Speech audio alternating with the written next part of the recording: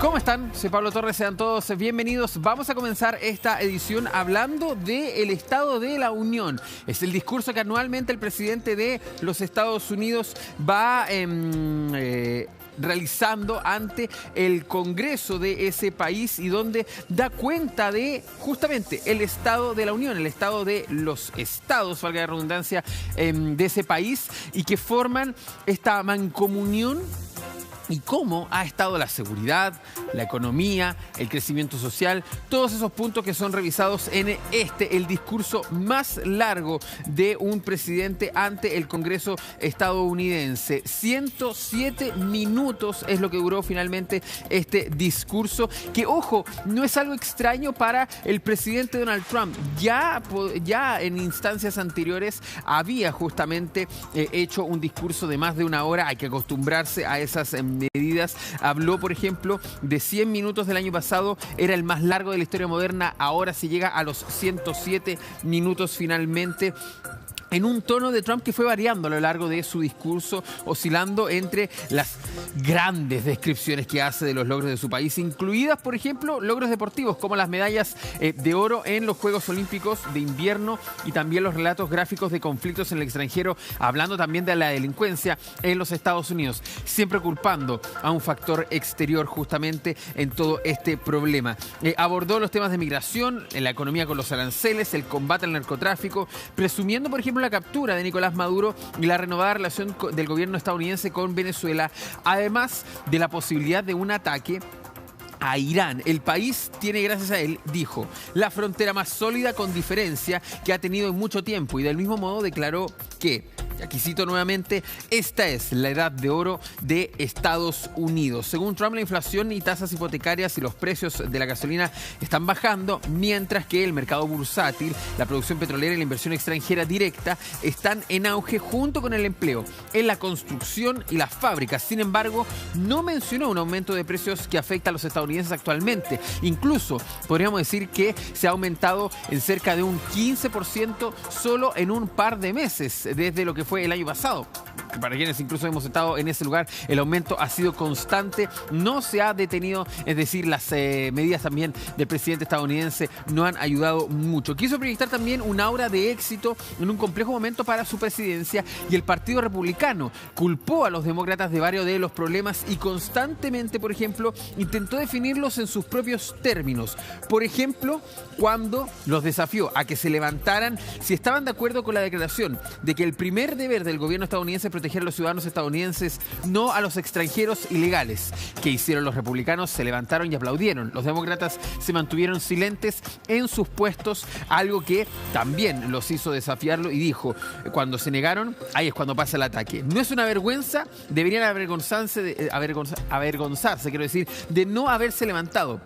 Debería darles vergüenza, repitiendo este planteamiento durante toda la noche. Esta gente está loca, se los digo, están locos. Es parte de lo que dijo también durante la noche de ayer en el Congreso de los Estados Unidos. Condecoró además a un piloto que resultó herido durante la captura de Nicolás Maduro. Tenemos ese momento, vamos a ver. So we have a surprise for Eric and Amy. In recognition of Eric's actions above and beyond the call of duty, I would now like to ask General Jonathan Braga to present Chief Warrant Officer Slover with our nation's highest military award, the Congressional Medal of Honor.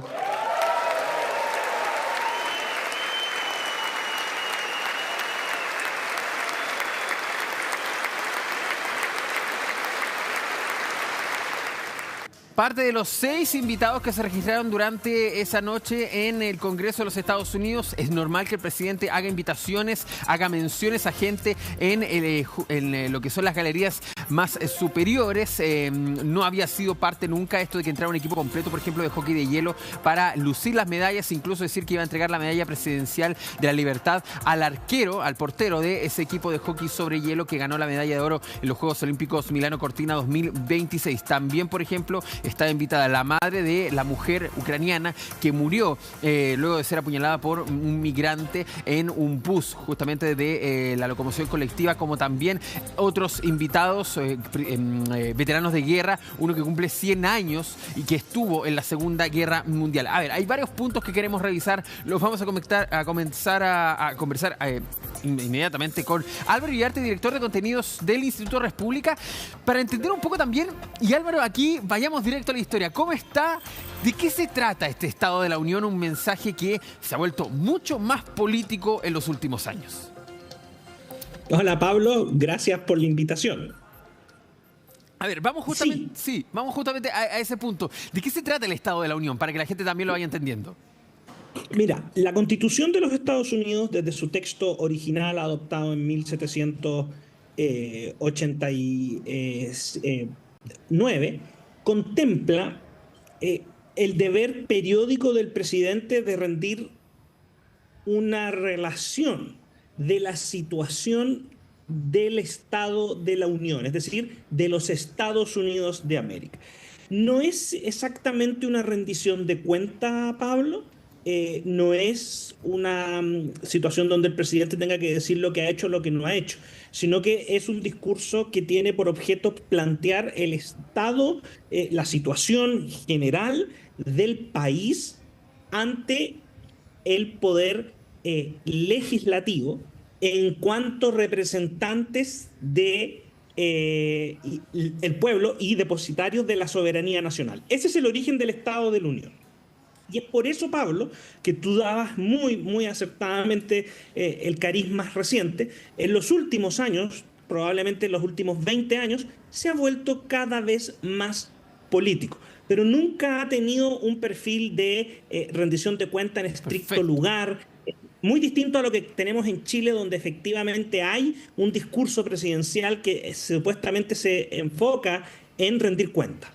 Perfecto, ahí para que vayamos justamente entendiendo de qué se trata, las similitudes y las que no tiene con eventos que ocurren en nuestro país. Incluso justamente este discurso se le tiene que pasar a el speaker, como se le dice, al presidente de la Cámara, en este caso, para que lo tenga archivado, para que se archive justamente en el Congreso, algo que ha traído también polémica en otros discursos del propio presidente Donald Trump. Ahora, lo decíamos, político en los últimos años, cada vez más, y ahora alcanza un matiz incluso de ataque en ese mismo hemiciclo en contra de los demócratas. El presidente de los Estados Unidos intentó dejarlos mal a los demócratas de cara a lo que son las elecciones de medio término, las midterm elections.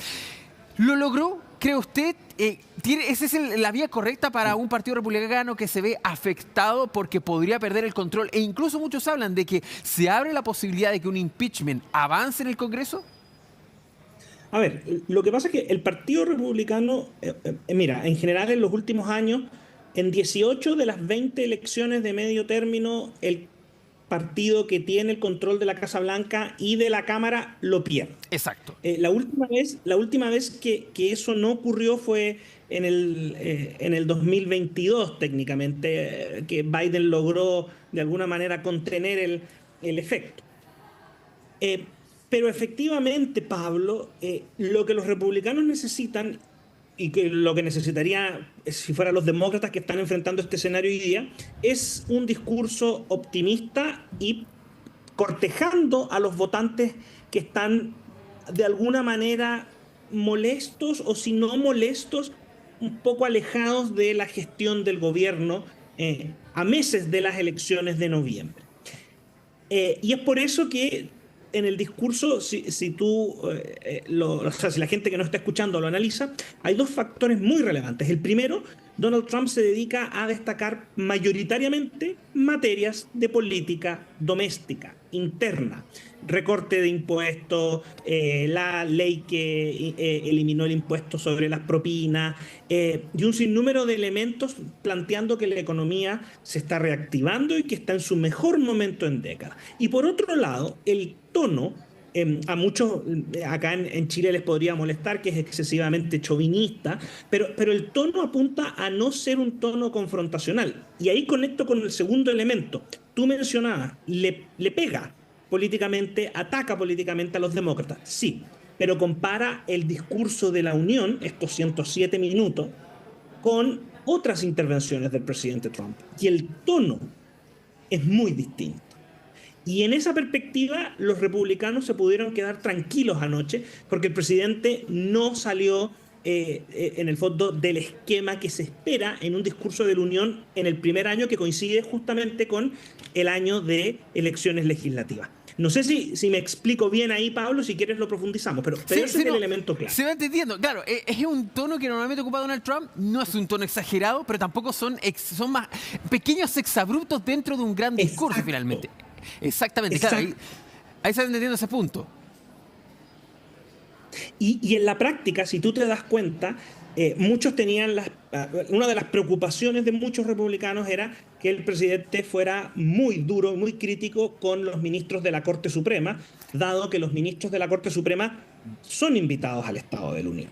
También estaban preocupados de que Trump se enfocara en su agenda internacional por sobre la agenda interna, que es lo que hoy día está marcando a la opinión pública en los Estados Unidos. No podemos perder de vista lo siguiente: los números de aprobación del presidente Trump están más o menos en los 40 inferiores. Esto puede ser que varían en promedio entre el 40, 42%, 43% de aprobación, y el rechazo a su gestión se está moviendo en torno al 55, 59.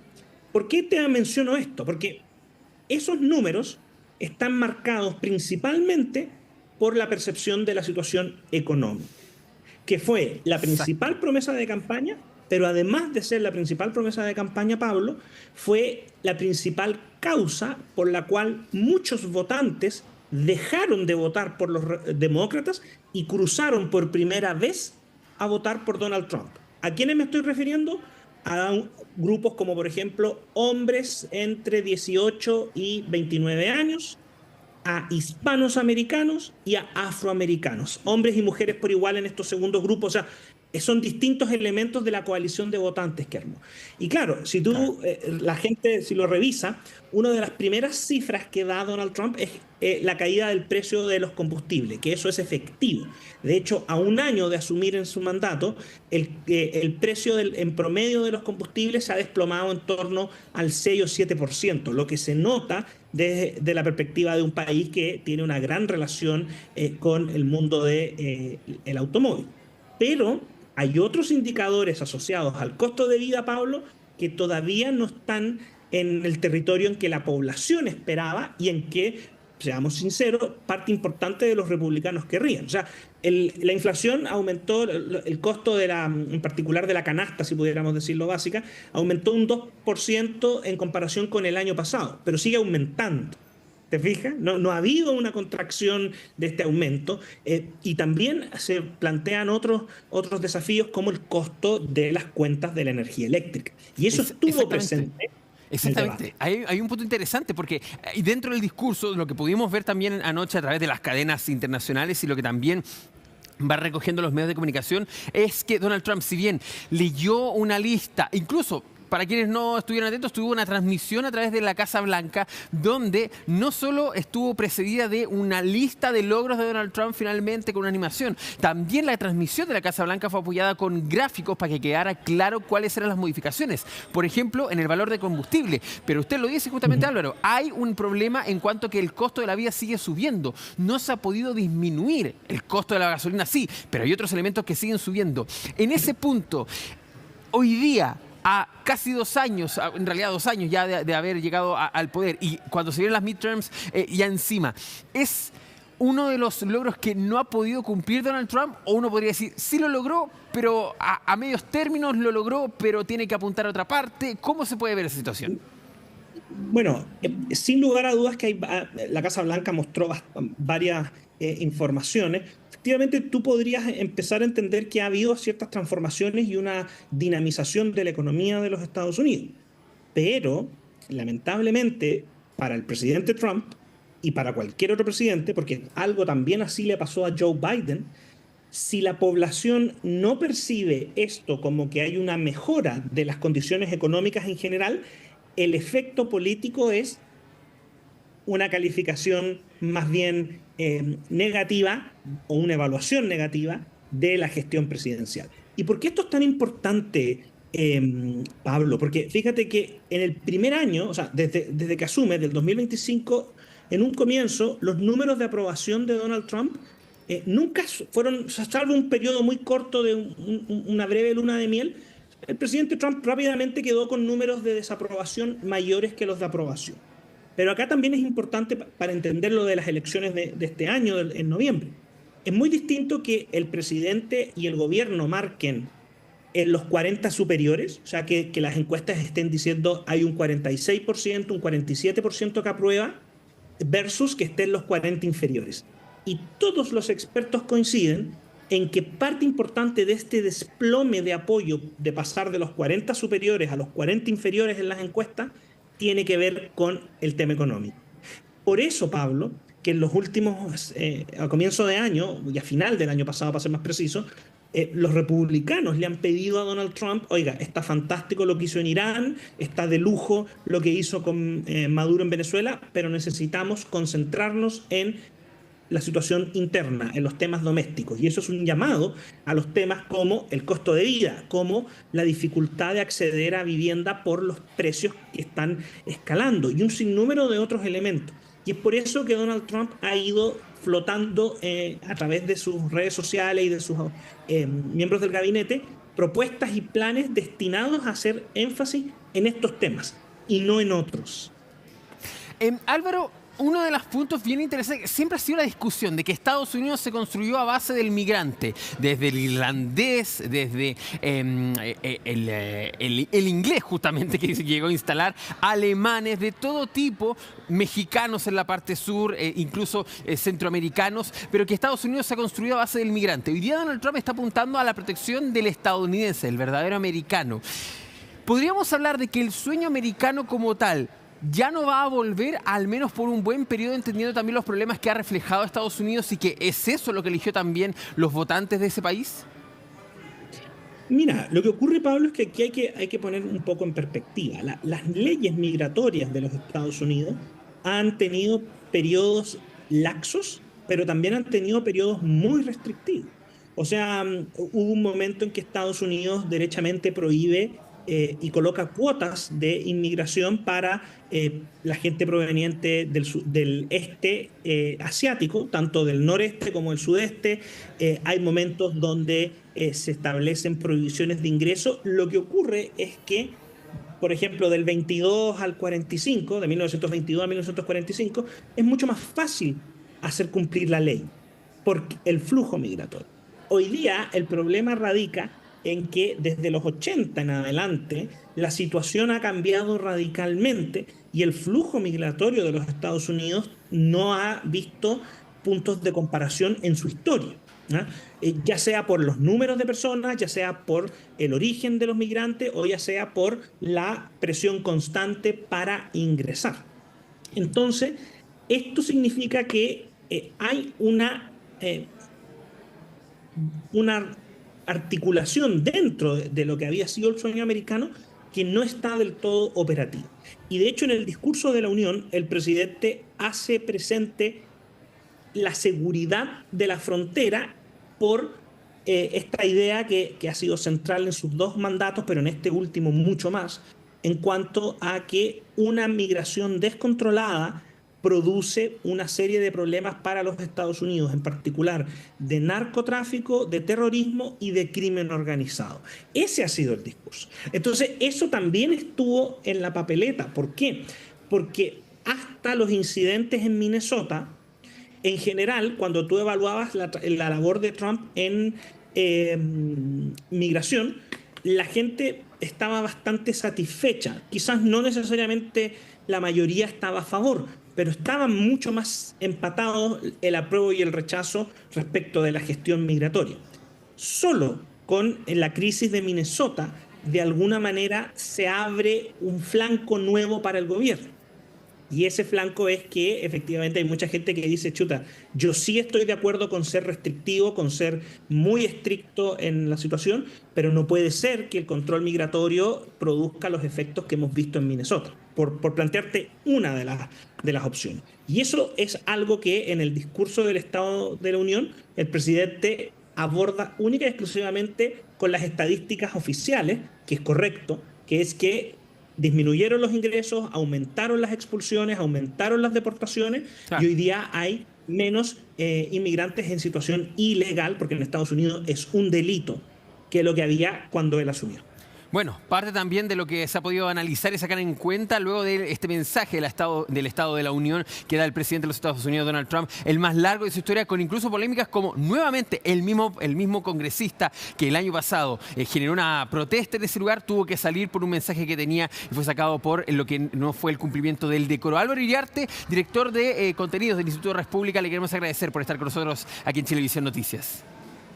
No, muchas gracias a ustedes por la invitación y feliz de poder acompañarlos para analizar el discurso de la Unión y todo lo que se viene en el 2026 en los Estados Unidos. Exactamente, se nos vienen las midterms, así que vamos a estar de nuevo en contacto. Muchas gracias, que esté muy bien, cuídese.